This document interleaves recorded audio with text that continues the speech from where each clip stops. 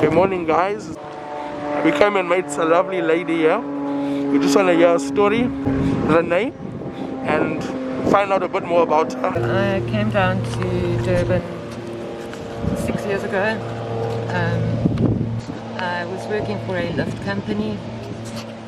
I had an accident on the beachfront where they had to cut off my leg away, and this was 3 years ago.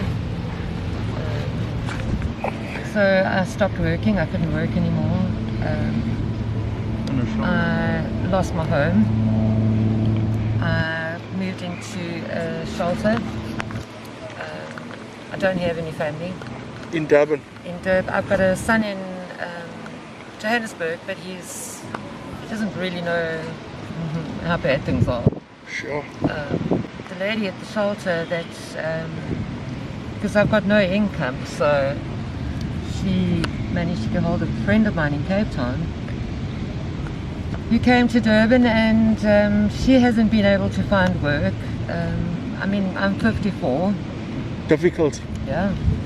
She is 50, and so basically what we do is we just making jewelry. I make bracelets, and we come down and we try and sell them, and that's how we make a living. Sure. And that's every day? Every day. Rain, sun, shine. So just making up for the shelter, you're living in shelter? Yeah, we're living in the shelter.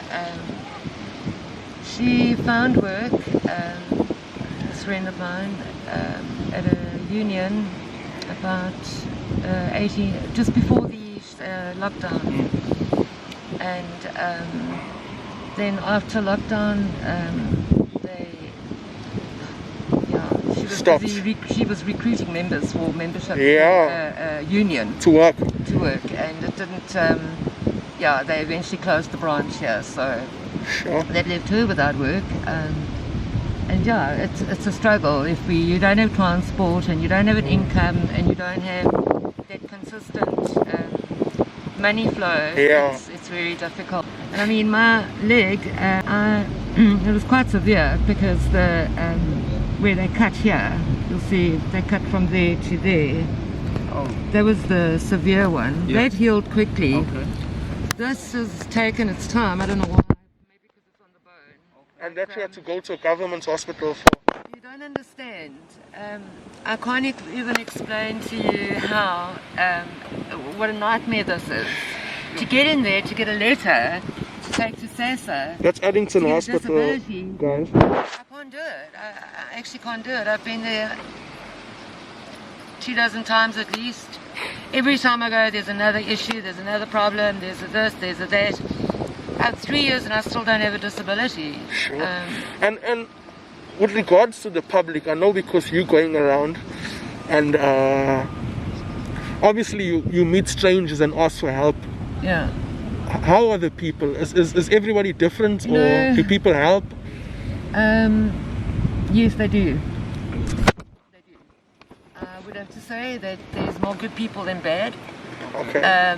People are generous, especially if they know your story and they know that you're not dragging or Since the pandemic, we know a lot of people down here, regulars and also new people that come down. Our livelihood is here. So,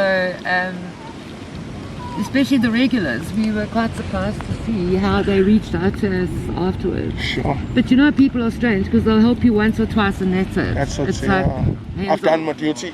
Yeah, it's like I've done my duty now. It's like, you know, when you're in traffic and you let a car go in front of you and you're like, oh, lekker, done your duty for the day. It's like that. So, but I have to say, people are good.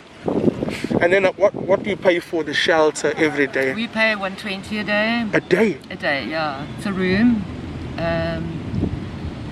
It's quite a big room. Private room, like for your... Yeah. It's just the two of us that are in the room, and with that you get a bed, a shower. Is it safe? You know... Or is it safer than being like in a dormitory style? Yeah, it's safer than dormitory. I mean, you can lock your door. Oh, okay. Yeah. Is it one, you're in South Beach? We're at Corson House, which is in Point. Oh, okay, cool. Opposite the wheel. Yeah. It's a terrible area. But you know what? For us to move into a flat, we've got to get a deposit. Yeah. To get a deposit is another story because they want 1.5 months or 2 months, and there's always something in the way. You know, there's always something else that needs our attention. You know, besides the rent and food, there's laundry, there's transport, there's airtime, data time, there's so many different things to. I mean, we really need to make more than 300, a day. 400 a day. Just and how is it difficult every day? I mean, it's got to be some tough days. Some days, like today, is so quiet. Yeah. I mean, it's dead, and I think we've made like 20 rand. Your merchandise is with you, or how do you?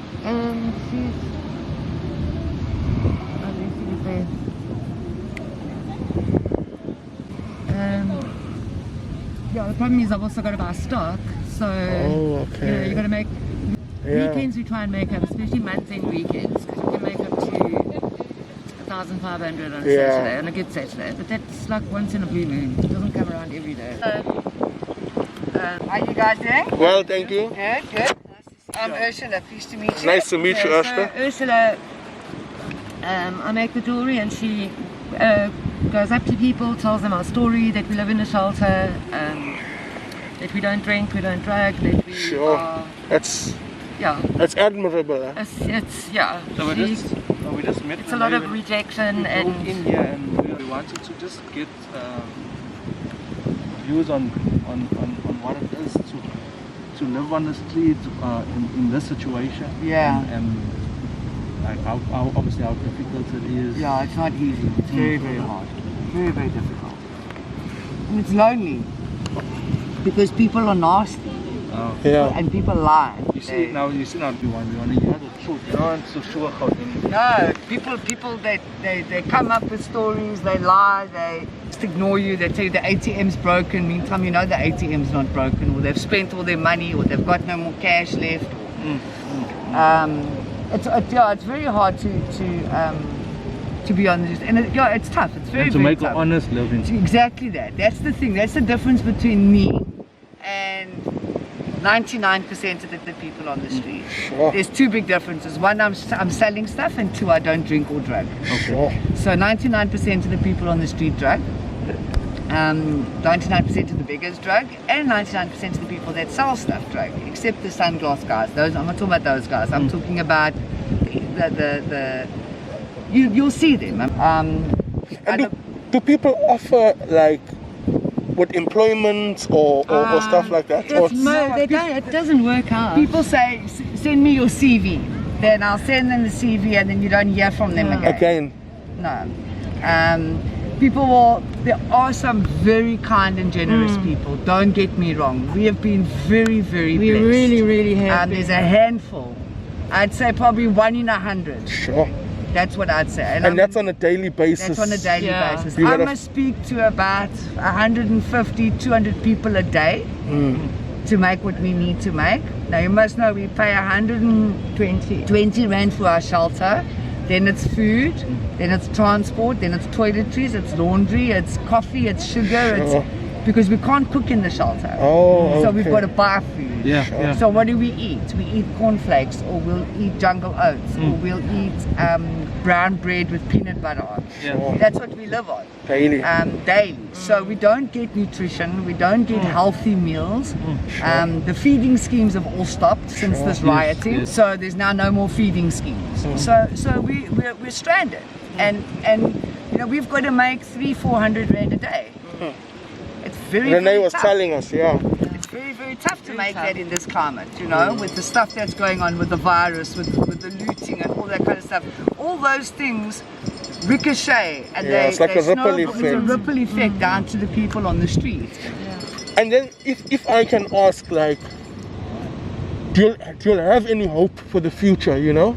I mean, we have to. Otherwise I might as well just go back to drugging. You know what I'm saying? And then what's your hope for the future, if you don't mind me asking? That things will get better.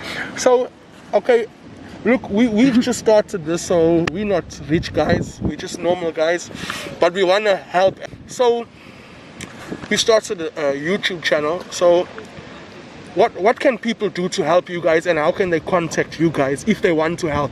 If somebody sees this and they'd like to help, do you have a contact number? Yeah, or? I've got a cell number. Okay, what's your contact number? 072 Yes. 815 8341. Okay, 072.